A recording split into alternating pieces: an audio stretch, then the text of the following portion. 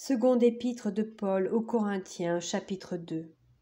Je résolus donc en moi-même de ne pas retourner chez vous dans la tristesse.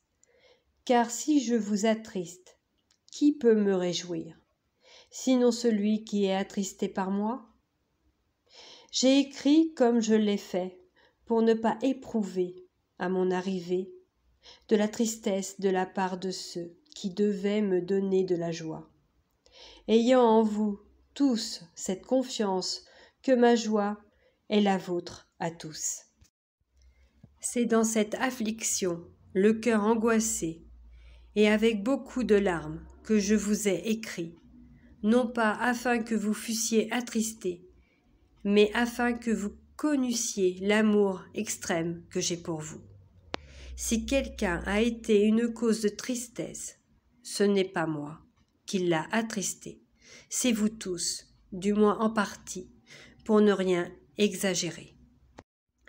Il suffit pour cet homme du châtiment qui lui a été infligé par le plus grand nombre, en sorte que vous devez bien plutôt lui pardonner et le consoler, de peur qu'il ne soit accablé par une tristesse excessive. Je vous exhorte donc à faire acte de charité envers lui. Car je vous ai écrit aussi dans le but de connaître, en vous mettant à l'épreuve, si vous êtes obéissants en toutes choses. Or, à qui vous pardonnez, je pardonne aussi.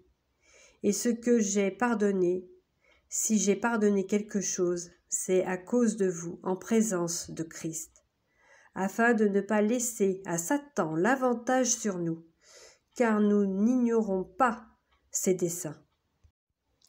Au reste, lorsque je fus arrivé à Troas pour l'évangile de Christ, quoique le Seigneur m'y eût ouvert une porte, je n'eus point de repos d'esprit, parce que je ne trouvais pas Tite, mon frère. C'est pourquoi, ayant pris congé d'eux, je partis pour la Macédoine. Grâce soit rendue à Dieu, qui nous a fait toujours triompher en Christ, et qui répand par nous en tout lieu l'odeur de sa connaissance.